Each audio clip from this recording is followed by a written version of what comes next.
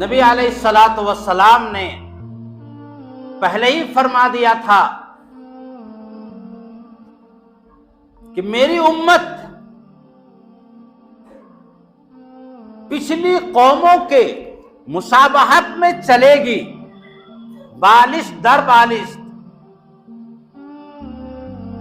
جو وہ کریں گے میری امت میں سے کچھ لوگ وہ کام کرنا چاہے گے، یہاں تک کہ اگر کسی نے اپنی ماں کے ساتھ غلط کام کیا تھا پچھلی قوموں میں تو کچھ لوگ یہ بھی کام کرنے کی کوشش کریں۔ یہ الفاظ ہیں۔ تو صحابہ نے پوچھا یا رسول اللہ پچھلی قوموں سے مراد کون ہے؟ یہود اور نصارہ؟ تو فرمایا اور کون ہوگا؟ یہود اور نصارہ۔ دنیا میں اس طرح چھا جائیں گے، اپنے عادات کو، اپنے اطوار کو، اپنے ماحول کو اس طرح پھیلا دیں گے کہ مسلمان ہونے کے باوجود یہود اور نصارہ کا جو مذہب ہوگا، یہود اور نصارہ کا جو تہوار منایا جائے گا، مسلمان اس کو اپنا تہوار سمجھ کے منائے گا۔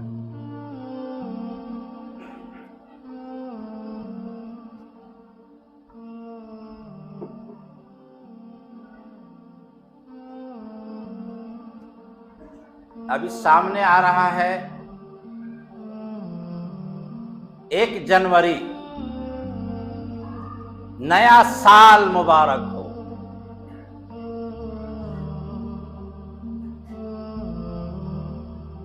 اب دیکھیے گا 80% مسلمان لکھے گا نیا سال مبارک،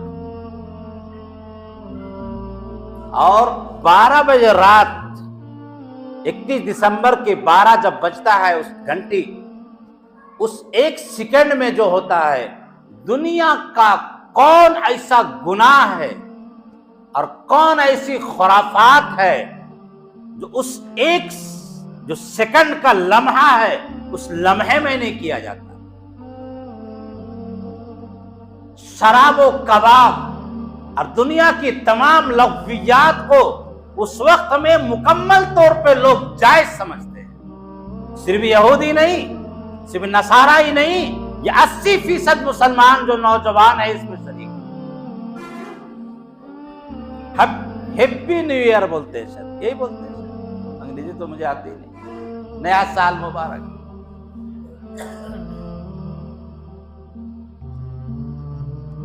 پہلی بات تو یہ ہے اللہ تبارک و تعالیٰ نے اگر ہماری عمر 80 رکھی ہے، 90 رکھی ہے، ہم ڈبہ میں 80 روپیہ رکھے، روزانہ ہم خرچ اس سے کر رہے ہیں 10 روپیہ 20 روپیہ 30 روپیہ، تو 10 روپیہ اس سے نکالیں گے تو 70 روپیہ ہو جائے گا، تو خوشی منائیے گا یا غم منائیے گا؟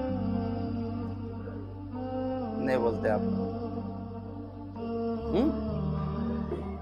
بھائی ہم نے 80 روپیہ رکھا ڈبہ میں، 10 روپیہ ہم نے اس سے نکال لیا، ضرورت پیش آ گئی، کسی کو دینا ہے یا کچھ اور کرنا ہے، کیا ڈمرو لے کے ناچیے گا کہ 10 روپیہ میرا خرچ ہو گیا، 10 روپیہ میرا خرچ ہو گیا؟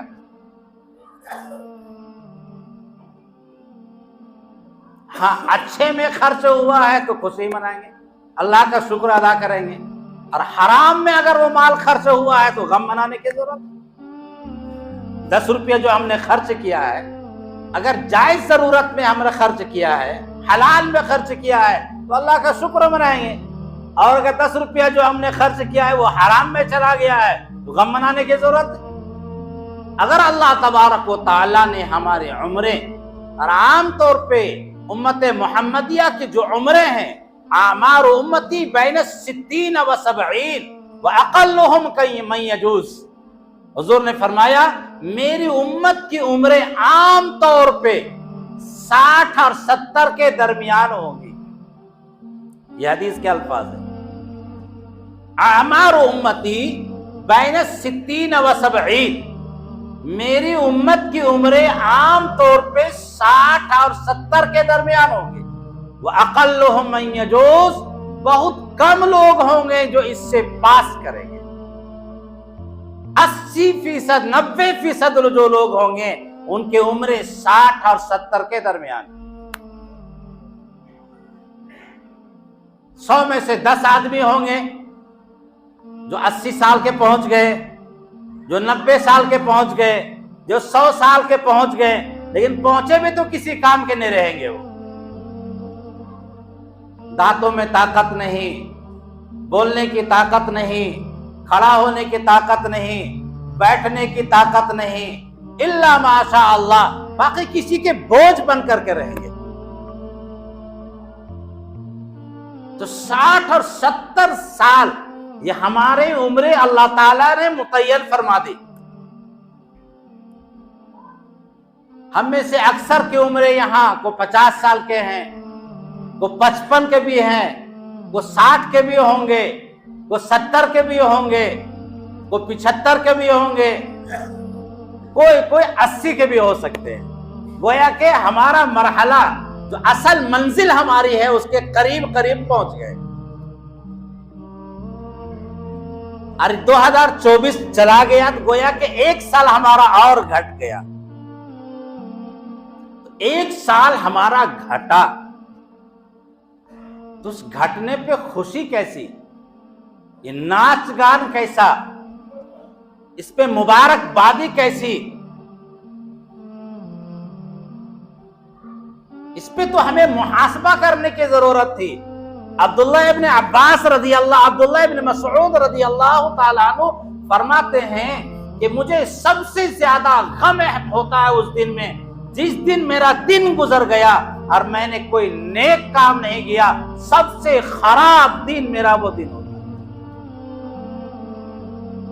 اگر ہمارا کوئی گھنٹہ گزر گیا، 24 گھنٹہ ہمارا گزر گیا ہے اور ہم نے کوئی نیک کام نہیں کیا، کوئی اچھا کام نہیں کیا، وہ دن ہمارا سب سے خراب دن ہوگا.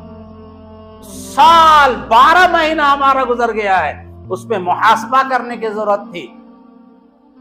وحاسبوا قبل ان تحاسبوا، اپنے آپ کا محاسبہ کر لو، جائزہ لے لو قبل اس کے کہ تمہارا حساب و کتاب ہو. قبل کہ اللہ کے پاس جا کر کے اللہ ہم سے پوچھے جوانی تم نے کیسے گزاری تھی، بڑھاپا تم نے کیسے گزارا تھا، اور بالغ ہونے کے بعد زندگی تم نے کیسے گزاری ہے، ہم نے جو صحت دیا تھا وہ تم نے کیسے گزاری ہے. قبل اس کے کہ اللہ ہم سے محاسبہ کرے، اس سے پہلے ہمیں محاسبہ کر لینا چاہیے کہ ہم نے زندگی کس طرح گزاری. نبی علیہ الصلوۃ والسلام نے ارشاد فرمایا اغتنم خمسا قبل خمس، شبابک قبل حرمک، وصحتک قبل سقمک، وغناک قبل فقرک. 5 چیزوں سے پہلے غنیمت جان لو، اللہ کا شکر ادا کرو، اس کے بارے میں فکر کیا کرو. شبابک قبل حرمک، جوانی کی قدر کر لو بڑھاپا آنے سے پہلے. جوانی میں عبادت کر لو بڑھاپا آنے سے پہلے، ورنہ پیروں میں طاقت ختم ہو جائے گی، نہ رکوع کرنے کی طاقت رہے گی، نہ سجدہ کرنے کی طاقت رہے گی، نہ بیٹھنے کی طاقت رہے گی، ہمیں کسی کا سہارا لینا پڑ جائے گا. اس جوانی کی قدر کر لو. شبابک قبل حرمک، بڑھاپا آنے سے پہلے.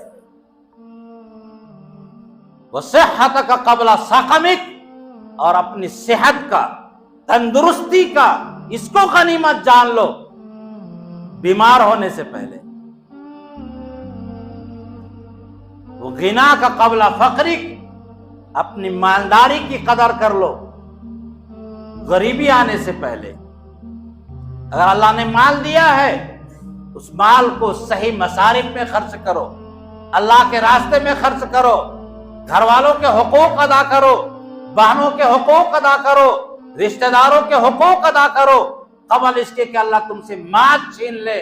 قاد الفقر ان یکون کفرا، غریبی انسان بسا اوقات انسان کو کفر کے قریب لے جاتی. وحیاتک قبل موتک، اور اپنی زندگی کو غنیمت جانو موت سے پہلے. یہ جو ہم نیا سال مناتے ہیں یہ اصل میں یہود و نصارہ کی تہذیب ہے، یہود و نصارہ کا سیوا ہے، ان کا تہوار ہے. لیکن اس تہوار کو ہم نے اپنے اندر لے لیا ہے. من تشبہ بقوم فہو منہم، کسی قوم کی مشابہت اختیار کرے گا، نبی علیہ الصلوۃ والسلام فرماتے ہیں وہ انہی میں سے شمار کیا جائے گا. اگر ہم ہیپی نیو ایئر مناتے ہیں، نیا سال مناتے ہیں، تو نبی علیہ الصلوۃ والسلام فرماتے ہیں کہ تم بھی یہود میں سے ہو گئے، تم بھی نصارہ میں سے ہو گئے، تم مسلمان مکمل طور پہ داخل نہیں ہوئے، جب تک کہ ایمان میں مکمل طور پہ داخل نہیں ہوں گے ہم کامیاب نہیں ہو سکتے۔ یا ایھا الذین آمنوا ادخلوا فی السلم کافہ، اے ایمان والو ایمان میں مکمل طور پہ داخل ہو۔ اس کے لیے کیک کاٹنا، طرح طرح کے قمقمے لگانا، یہ سب فضول اور لغو چیزیں ہیں۔ نبی علیہ الصلوۃ والسلام نے فرمایا من حسن اسلام المرء ترکہ ما لا یعنی، اسلام کی خوبصورتی یہ ہے، ایمان کی خوبصورتی یہ ہے کہ انسان لا یعنی چیزوں کو چھوڑ دے، بیکار چیزوں کو چھوڑ دے۔ نہ دین کا نفع نہ دنیا کا نفع، نقصان ہی نقصان ہے۔ بہت سارا کام ایسا ہوتا ہے جس میں ہمیں نفع نہیں ہوتا ہے، لیکن اس کو نقصان سے ہم تعبیر کرتے ہیں، ہم کہتے ہیں نقصان بہت بڑا ہو گیا۔ اس کو یوں مثال سے سمجھیے، ایک آدمی اپنے بیٹے کو دکان میں بٹھا کر چلا گیا کہ اس کو بیچنا ہم آ رہے ہیں، سب کی قیمت بتا دیا۔ ایک آدمی شربت لینے کے لیے آیا تو اس نے بیچ دیا 100 روپے کر کے۔ باپ نے آ کے پوچھا کہ بیٹا کتنا بیچا؟ کہ 100 روپے۔ کہا ارے تم نے تو بہت بڑا نقصان کر دیا، یہ تو 2,000 کا بوتل تھا اور تم نے 100 روپے بیچ دیا۔ تو بیٹا بڑا غمگین ہو گیا کہ بڑا نقصان ہو گیا۔ جب دیکھا کہ بیٹا میرا بہت غمزدہ ہے، کہا بیٹا گھبرانے کی ضرورت نہیں، 90 روپے الحمدللہ پھر بھی اللہ نے ہمیں نفع دیا ہے، گھر سے کچھ گیا نہیں ہے، لیکن اگر تم چالاکی دکھا کے اس کو بیچ دیتے 2,000 روپے میں تو زیادہ نفع ہوتا۔ معلوم ہوا کہ نقصان تو نہیں ہوا، لیکن نفع نہیں ہوا، اس کو بھی نقصان کہتے ہیں۔ نفع نہیں ہوا اور نقصان بھی نہیں ہوا، لیکن نفع نہ ہونے کو ہم کیا بولتے ہیں کہ بڑا نقصان ہو گیا۔ معلوم یہ ہوا یہ جو کام ہم کر رہے ہیں، اگر اس کو مانا جائے کہ لغو ہے، کسی کام کا نہیں ہے، تو ہمارا نفع جو نہیں ہو رہا ہے گویا کہ نقصان تو ہمارا ہو رہا ہے۔ آخرت کا نقصان تو ہمارا ہے کہ ہم نے لغویات پہ پیسہ برباد کیا، بیکار ہم نے کام کیا ہے، لغو لعب والا ہم نے کام کیا ہے۔ تو نیو ایئر منانا یا ہیپی نیو ایئر منانا یا نیا سال کا مبارکباد دینا یہ بالکل ناجائز ہے، کسی طرح جائز نہیں ہے۔